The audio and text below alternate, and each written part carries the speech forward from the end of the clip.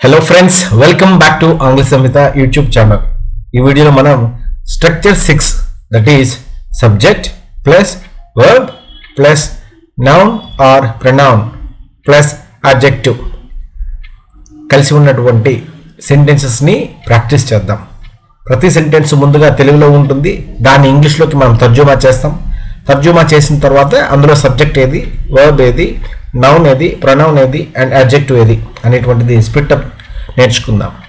ఈ విధంగా ఈ స్ట్రక్చర్ని మనం నేర్చుకుందాం. ఇక్కడ చూసినట్లయితే సబ్జెక్ట్ అంటే మనకు ఆల్రెడీ తెలుసు, కర్త, ఒక పనిని చేయువారు. వర్బ్ అంటే క్రియాపదము. నౌన్ ఏదైనా పేరుని సూచించేది, పేరుకు బదులు వాడేటువంటిది ప్రొనౌన్. అడ్జెక్టివ్ అంటే విశేషణము, అంటే ఈ నౌన్ యొక్క గుణగణాలని తెలియపరిచేది అడ్జెక్టివ్ అన్నమాట. సో ఒక్కొక్క సెంటెన్స్ చూసి దాన్ని మనము ఏ విధంగా స్ట్రక్చర్ పరంగా రాయాలో నేర్చుకుందాం. అలాగే మొదటి 5 సెంటెన్సెస్కి నేను స్ట్రక్చర్ యొక్క కంప్లీట్ అనాలిసిస్ ఇస్తాను. ఆ మిగతా 25 సెంటెన్సెస్, మొత్తం ఈ వీడియోలో 30 సెంటెన్సెస్ ఉన్నాయి. ఆ మిగతా 25 సెంటెన్సెస్కి తెలుగు నుండి ఇంగ్లీష్ ట్రాన్స్లేట్ చేసి కింద మీకు దాని యొక్క స్ప్లిటప్ కూడా ఇస్తాను. అందులో ఏది సబ్జెక్టు, ఏది వర్బ్, ఏది నౌన్ అండ్ ఏది అడ్జెక్టివ్ అనేటువంటిది ఉంటుంది. దాన్ని మీరు ఈజీగా తెలుసుకోవచ్చు. Let's begin the video. ఆమె గదికి నీలం రంగు వేసింది. She painted the room blue. She అనేటువంటిది సబ్జెక్ట్, పెయింటెడ్ అనేటువంటిది ఇక్కడ పని, వర్బ్. ది రూమ్ అనేటువంటిది నౌన్. ఈ రూమ్కి ఆమె పెయింట్ వేసింది. ఎటువంటి పెయింట్ వేసింది? Blue colour. సో ఈ నౌన్ని రూమ్ అనేటువంటి నౌన్ని క్వాలిఫై చేసేటువంటిది ఈ బ్లూ అనేటువంటిది అడ్జెక్టివ్. అది చివరిలో ఉంటుంది. ఈ ఆర్డర్లో మనకి సెంటెన్స్ అనేది ఉంటుంది. దీన్ని అటు ఇటు రాసామంటే తప్పు అయిపోతుంది. She painted blue the room అంటే తప్పు. She the room painted blue, ఇది తప్పు. సో ఆ విధంగా మనము సెంటెన్స్ స్ట్రక్చర్ రాయాల్సి ఉంటుంది. నెంబర్ 2, ఉపాధ్యాయుడు విద్యార్థికి ఉపయోగకరమైన సలహా ఇచ్చాడు. The teacher gave the student helpful advice. Teacher subject అండి, గేవ్ వర్బ్, ది స్టూడెంట్ అనేటువంటిది noun. Teacher gave the student, స్టూడెంట్కి ఇచ్చాడు. ఏమి ఇచ్చాడండి? హెల్ప్ఫుల్ అడ్వైస్ ఇచ్చాడనమాట. ఈ హెల్ప్ఫుల్ అనేటువంటిది ఇక్కడ అడ్జెక్టివ్. మూడో సెంటెన్స్, ఆయన రెడ్ కలర్ షర్ట్ ధరించాడు. He wore red shirt. He అనేటువంటి సబ్జెక్ట్, వోర్ అనేటువంటిది వర్బ్, షర్ట్ అనేది నౌన్, ఈ రెడ్ అనేది అడ్జెక్టివ్. ఎందుకంటే ఈ షర్ట్ యొక్క గుణగణాలను తెలిపేది రెడ్ కాబట్టి. అయితే ఇక్కడ మనము ఈ సెంటెన్స్లో మాత్రం he wore a shirt red అంటే తప్పు అవుతుంది, ముందర అడ్జెక్టివ్ వస్తుంది. అత్యవసరంగా సమావేశం ఏర్పాటు చేశారు. They called the meeting urgent. They అనేటువంటి సబ్జెక్ట్, కాల్డ్ అనేటువంటిది వర్బ్, మీటింగ్ అనేటువంటిది నౌన్, అర్జెంట్ అనేటువంటిది అడ్జెక్టివ్. ఆమె తప్పిపోయిన పిల్లిని కనుక్కుంది. She found a cat lost. She found a cat అంటే మనకి మీనింగ్ వస్తుంది. ఏ క్యాట్ అనేటువంటి తెలుపడానికి మనం అడ్జెక్టివ్ వాడుతున్నాం. లాస్ట్ అనేటువంటిది she subject, found verb, a cat అనేటువంటిది నౌన్. ఈ విధంగా మనము 5 సెంటెన్సెస్ని నేర్చుకోవడం జరిగింది. మిగతా సెంటెన్సెస్ని మీ అంతటా మీరు ఈ స్ప్లిట్ అప్ అంటే సబ్జెక్ట్ ఏది, వర్బ్ ఏది, నౌన్ ఏది, అలాగే అడ్జెక్టివ్ ఏది తెలుసుకునే ప్రయత్నం చేయండి. ఆ వివరణ దిగువన ఇస్తున్నాను. మేము కేకును రుచికరంగా చేసాం. We made the cake delicious. We prepared the cake delicious. We baked the cake delicious. అతడు ఒక అందమైన శిల్పాన్ని రూపొందించాడు. He crafted a beautiful sculpture or he carved a beautiful sculpture.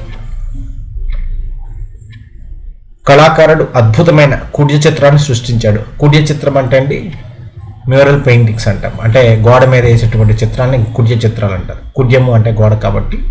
The artist created an amazing mural.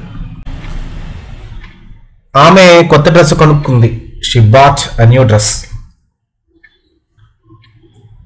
వాళ్ళు వెచ్చని వాతావరణాన్ని ఆస్వాదిస్తారు. They enjoy the warm weather. నాకు పాత పుస్తకం ఆసక్తికరంగా అనిపించింది. I found the old book interesting. అతడు ఘాటైన ఆహారం వడ్డించాడు. He served the spicy food. ఆమె అతన్ని సన్నిహితుడిగా భావిస్తుంది. She considers him a close friend. కుక్క వేగంగా పరిగెడుతున్న కుందేలను వెంబడించింది. The dog chased a fast rabbit. Dog subject, chased అనేటువంటిది వర్బ్. ఎటువంటి ర్యాబిట్ అండి? ఫాస్ట్గా ఉండేటువంటి ర్యాబిట్. ఇక్కడ అడ్జెక్టివ్ ముందర వస్తుంది, నౌన్ తర్వాత వస్తుంది. వారు ప్రాజెక్ట్ విజయవంతమైందని భావించారు. They deemed the project successful. సాధారణంగా నౌన్కి ముందర మాత్రమే అడ్జెక్టివ్ వస్తుంది. రెడ్ షర్ట్ అని, ఎల్లో షర్ట్ అని, గ్రీన్ గార్డెన్ అని, డ్రై ప్లాంట్ అని.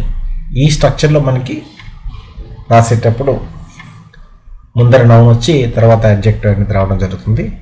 కొన్ని సందర్భాల్లో కొన్నిటికి అర్థవంతంగా ఉండాలంటే నౌన్ ముందర అడ్జెక్టివ్ రాయాల్సి ఉంటుంది. నేను త్వరితమైన నిర్ణయం తీసుకున్నాను. I made a quick decision. ఇక్కడ కూడా మనం చూడొచ్చు క్విక్ అనేటువంటి అడ్జెక్టివ్ ముందర వచ్చింది. అతనికి మంచి పొగడ్త ఇచ్చింది. She gave him a nice compliment. ఆ సినిమా చెరగని ముద్ర వేసింది. పుష్ప 2 చెరగని ముద్ర వేసిందండి. The movie left a lasting impression. అతనికి ఆ జోక్ ఫన్నీగా అనిపించింది. He found the joke funny. Teacher హోంవర్క్ను సులభంగా భావించాడు. The teacher consider the homework easy. Teacher చాలా హోంవర్క్ ఇచ్చేసి 30 సెంటెన్సెస్ మిమ్మల్ని రాయమని, ఆ తర్వాత ఏమో చాలా ఈజీ హోంవర్క్ అని టీచర్ అనుకుంటాడు. ఈ టాస్క్ అంటే ఈ కార్యం బోరింగ్గా ఉందని అనుకుంటున్నాను. I think this task is boring. వర్షంతో భూమి బురదమయంగా మారింది. The rain made the ground మట్టి. వారికి సమాధానం స్పష్టంగా కనిపించింది. They found the answer obvious. ఈ పుస్తకం నమ్మశక్యం కానిది అని నా అభిప్రాయం. I think this book is incredible. అతడు ఆ పనిని ఛాలెంజింగ్గా భావిస్తాడు. He considers the task challenging. మేము ఈ ప్రాజెక్ట్ సాధ్యమేనని నమ్ముతున్నాం. We believe the project is feasible. Cinema థ్రిల్లింగ్గా ఉందని ఆమె అభివర్ణించారు. She described the film as thrilling. వాళ్ళు తలుపులు తెరిచి ఉంచారు. They left the door open.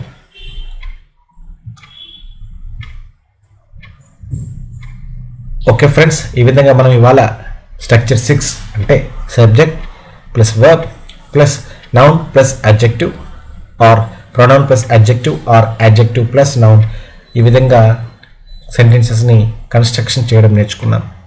తేలికైనటువంటి Telugu వాక్యాల్ని ఇంగ్లీష్లోకి ఇది వరకు వీడియోల్లో మనం ట్రాన్స్లేట్ చేయడం నేర్చుకున్నాం. ఇప్పుడు కొంచెం స్ట్రక్చర్స్ ద్వారా ఇంగ్లీష్ నేర్చుకునే ప్రయత్నం చేస్తాం. దాని ద్వారా మన రిటర్న్ కానీ స్పోకెన్ ఇంగ్లీష్ కానీ చాలా స్ట్రాంగ్ అయిపోతుంది. స్ట్రక్చర్ తెలిస్తే తప్పు చేసేటువంటి అవకాశాలు తక్కువగా ఉంటాయి. ఏమైనా డౌట్స్ ఉంటే మీరు కామెంట్ బాక్స్లో తెలియపరచండి. అలాగే ఈ స్ట్రక్చర్ మీద అట్లీస్ట్ 1 or 2 సెంటెన్సెస్ మీ అంతటి మీరు టైప్ చేసి కామెంట్ బాక్స్లో పేస్ట్ చేయండి. దానివల్ల మీ యొక్క ఇంగ్లీష్ నైపుణ్యాలు బయటికి వెలికి తీయడం జరుగుతుంది. See you in the next video. Until then, have a nice time. Bye bye.